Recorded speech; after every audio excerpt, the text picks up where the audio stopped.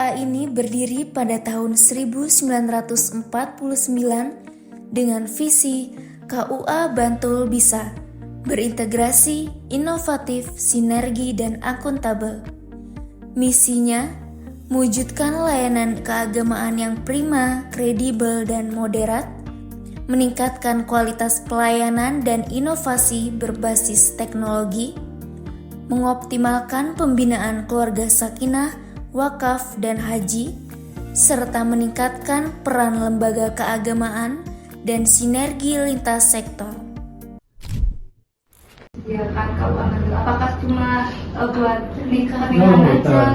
Ya tadi sudah dibacakan. Nah, secara prinsip KUA itu tidak melulu soal nikah rujuk ya.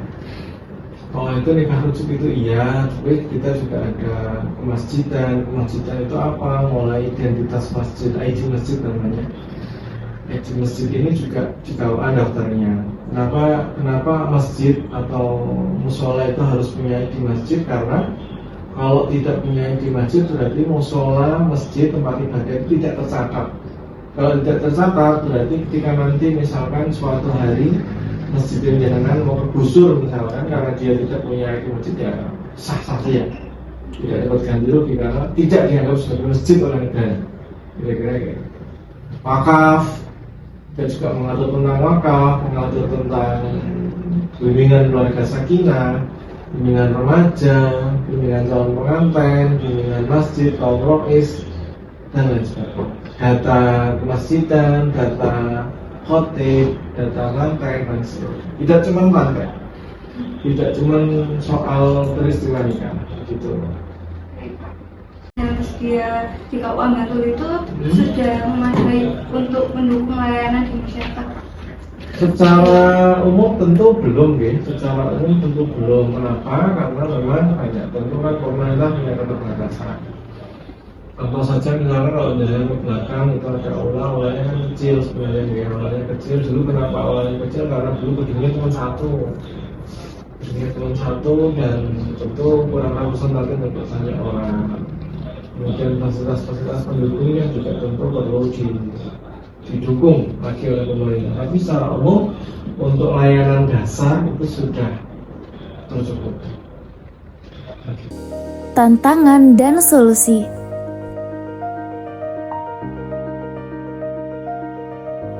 Yang pertama, tantangan internal. Perkembangan era digital menuntut pelayanan serba cepat.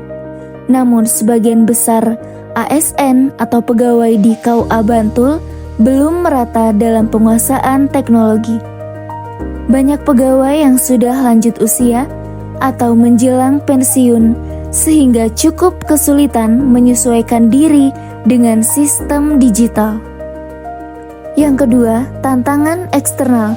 KUA Bantul dituntut untuk selalu hadir di tengah masyarakat.